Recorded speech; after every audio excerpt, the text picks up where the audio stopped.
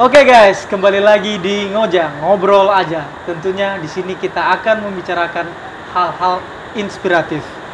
Kali ini kita kedatangan narasumber yang mana beliau salah satu pelaku wisata di Sorake Beach, tentunya di Kabupaten Nias Selatan. Siapakah dia? Adalah Ibu Debbie Flynn. Halo Ibu Debbie Flynn, selamat sore. Selamat sore. Maaf mengganggu waktunya di sore hari ini. Aku panggil tante atau ibu? Terserah. Terserah. Boleh ibu, boleh tante, sama artinya. Ya biar karena betul. Aku dengan tante Debbie ini sudah akrab, sudah kenal. Iya benar, tante aja lah lebih bagus. Oke, tante. Kita ini sedang berada di podcast Ngoja atau Ngoja Podcast, dan di sini kita akan membahas seputar inspiratif yang mana sangat biar bermanfaat buat kawan-kawan di luar sana yang nonton Ngoja nantinya. Iya baik. Nah tante, jadi kalau boleh tahu gimana kabarnya tante?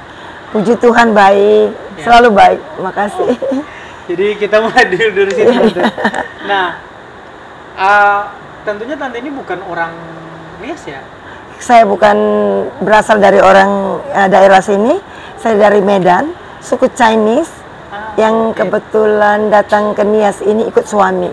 Oke. Nah, berarti kita langsung nih ke pertanyaan kita ini, karena ini udah mengarah ke situ kan. Iya. Jadi kapan kira-kira datang tante ke sini? Kira-kira di akhir tahun 1992. 92. Iya. Saya belum lahir. Sudah lahir tapi baru setahun. Iya.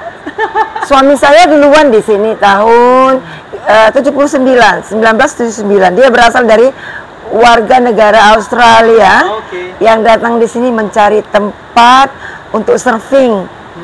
Pertama kali yang menemukan tempat ini suami dan beberapa temannya. Ya, begitu. Jadi Om Mark sudah duluan. Iya, udah ya. Baru ikut tante ke sini tahun 92. Benar, ya. Seperti saya bilang tadi, saya masih seumur setahun di situ 92. Oh. Iya. Cuman uban saya udah kayak lebih tua dari itu. Iya, nggak masalah. Tante kayaknya awet muda. Makasih, karena Tuhan itu. Nah, mengapa memilih Nias, tinggal di Nias bukan di Bali? Secara di Bali kan udah rame. Mungkin kalau buka usaha di sana lebih produktif. Ini pertanyaan bagus sekali. Bukan hanya satu orang yang bertanya seperti itu. Dulunya karena kami pernah di sini dan kami punya rencana dan program untuk memajukan Nias Selatan, khusus di Pantai Sorake untuk membangun para wisata di sini. Tetapi ada beberapa kendala, kita belum bisa melakukan itu. Jadi pada saat tahun 2010 kira-kira kami punya plan untuk kembali lagi ke sini. Kita sempat keluar juga. Iya, keluar dari Nias. Jadi kami sudah pastikan kita mau buka usaha. Kita nggak mau pikirkan tempat Bali atau di mana, karena suami kebetulan tidak suka di Bali, dia suka di Nias. Sudah lama karena dia awalnya dari sini. Iya, betul. Terus kita awalnya kita beli tanah, kita buat plan untuk pembangunan, apa konsepnya. Jadi karena kita tahu Nias punya Nias itu seperti perkampungan. Jadi kita buat konsep back to village. Makanya kita membangun dengan desain sedikit ada nuansa kampung gitu, tapi modern gitu. Yang mendesain suami sendiri. Jadi berarti pengalaman, kalau bisa saya bilang, Nias itu cinta pertamanya Om Debbie. Benar. Jadi saya ikutan cinta juga. Jadi gak mau kemana-mana lagi, udah tahu. Saya mau tinggal pertama kali saya kenal Nias, balik lagi ke Nias. Benar ya, benar sekali. Nah, kira-kira apa yang apakah ada perubahan dari zaman yang dulu pertama sampai sekarang? Jauh banget. Apa saja perubahan itu ya? Perubahan yang pertama, dulu sedikit ya penginapan di sini. Sekarang udah banyak dan bangunan lebih modern.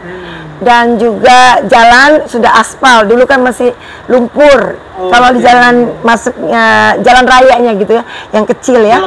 Benar. Ya. Dulu belum ada listrik, sekarang sudah ada. Dulu kan pakai genset, kayak gitu. Terus dulu ada pantai, banyak pasir, sekarang nggak ada lagi. Setelah itu terjadi tahun 2005, waktu tsunami gempa. Jadi semua koral karang naik, jadi pantai itu banyak karangnya, sudah tidak ada pasirnya, sedikit gitu. Nah itu mungkin bisa kita lihat di sini, ada di belakang foto-foto. Benar, iya. Ini di atas ini, benar. Bukti bahwa ada banyak perubahan. Banyak sekali ya. Di sini bisa kita lihat hanya beberapa. Iya. Ada foto-foto banyak di sini ada, zaman tempo dulu. Dulu ya. Jadi Tante sudah menjabarkan bahwa banyak perubahan, benar, dari benar. jalan, dari penginapan, listrik segala macam. Penerangan beda sekali. Penerangan ya. Jadi aku rasa Tante punya pengalaman yang luar biasa tentang Nias ini. Ya sedikit lah. Selama saya di sini kalau dihitungkan dengan waktu saya di luar udah 30 tahun. Karena 31 tahun ya, kira-kira. Ya, tapi kita keluar masuk. Jadi selama saya di sini saya suka bersosialisasi dengan masyarakat setempat untuk mempelajari sifat, karakter dan tentang kebudayaan di sini. Oh, berarti Tante juga ini ya beradaptasi. Iya, benar. Tentunya beradaptasi. Harus tahu supaya lebih dekat, karena kita harus menganggap masyarakat ini seperti keluarga kami sendiri ya. Oke, berarti Tante bukan hanya aku kan orang luar, suami juga orang luar. Ya. Jadi saya private gitu, saya nggak mau bersosial di lingkungan sekitar sini. Benar. Berarti Tante selalu ini. Selalu bersosial sama orang sini. Oke. Berarti ada kegiatan sosial selain usaha penginapan. Usaha ini juga di main buildingnya itu berbentuk rumah adat. Kami buat itu karena itu kami kan di sini kan Nias Selatan. Jadi kami punya konsep untuk village sekali rumah adatnya Nias Selatan. Jadi kita buat supaya ada ciri khas. Tidak hilang kebudayaan Nias itu. Tidak seperti hotel atau penginapan yang sekarang ya. Benar, lebih benar. ke arah modern. Modern ya. Kami nggak mau kita bungalow yang ada di sini kita buat seperti nuansa seperti di Bali juga, supaya orang nggak bosen. Yang nggak merasa ini masih pedalaman atau Nias, supaya orang betah di sini gitu. Jadi terus apa alasan Tante membangun penginapan ini? Secara di sini kan kalau dibilang pariwisatanya nggak begitu ada signifikan naik gitu seperti itu. Sebenarnya kami di sini bukan tujuan buka usaha. Awalnya kita membangun untuk rumah pribadi. Setelah beberapa kawan lihat, tempatnya punya prospek untuk dibuat menjadi penginapan. Komersial namanya ya. Tapi kami tetap tidak komersilkan tempat ini gitu. Tapi kalau orang tinggal ya bayar. Kalau orang itu mau di sini yang tidak punya budget keuangan, low budget kita kasih murah kayak gitu. Jadi tempat ini memang kita buat khusus untuk orang peselancar. Tapi kalau ada keluarga yang mau datang silakan. Tapi kita sering menyampaikan saran ya untuk tempat-tempat yang layak untuk yang berkeluarga yang tidak surfing gitu. Iya. Berarti kan ini penginapan sudah berjalan ya dari tahun berapa ini berjalan? 2016 akhir November kira-kira. Berarti kan penginapan ini sempat kena COVID. Pada masa COVID itu bagaimana Tante mengatasi masalah tersebut? Apakah ada dampak negatif atau memang biasa-biasa saja seperti itu? Kami membatasin untuk tamu masuk. Booking nggak semua kita terima karena berhubungan dengan banyak virus ya. Karena COVID ini kan kita nggak bisa melihat virus itu ya. Jadi kita batasin tamu yang masuk supaya kita bisa antisipasi tidak kena gitu. Terus tapi kita tamu yang masuk juga kita kasih murah karena masalah ekonomi. Iya, kasihan. Krisis ekonomi benar.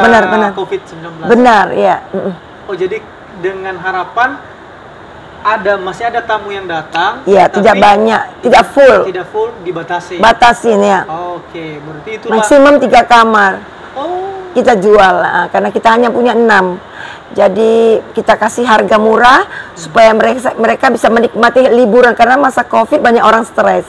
Betul. Tidak punya uang yang sesuai dia dapat biasanya, terus dia tidak bisa kemana-mana, takut. Jadi kalau dia bisa keluar, kita layanin. Ya, supaya bisa tinggal di sini gitu aja. Nah, jadi intinya Tante secara pas masa COVID itu membatasi benar. Terus memberikan harga spesial. Benar sekali. Tapi bagaimana soal keuangan? Apakah ada penurunan pendapatan? Pasti ada, karena operasional kita besar juga ya. Kita harus biayakan listrik, terutama tentang perawatan, tentang karyawan dan lain-lainnya yang biaya tidak terduga itu. Tapi kami sudah finance itu sudah saya atur sendiri. Saat kita perlu subsidi, kita harus bisa keluarkan. Sudah di manage. Apalagi saya kenal Tante ini seorang manajemen ya. Betul, ekonomi manajemen, dan kebetulan sekolah bisnis ya terakhir gitu. Nah, sekarang ini kan lagi ada yang namanya Nias Pro ya, sedang berlangsung ya, mungkin sampai tanggal 17. Benar ya.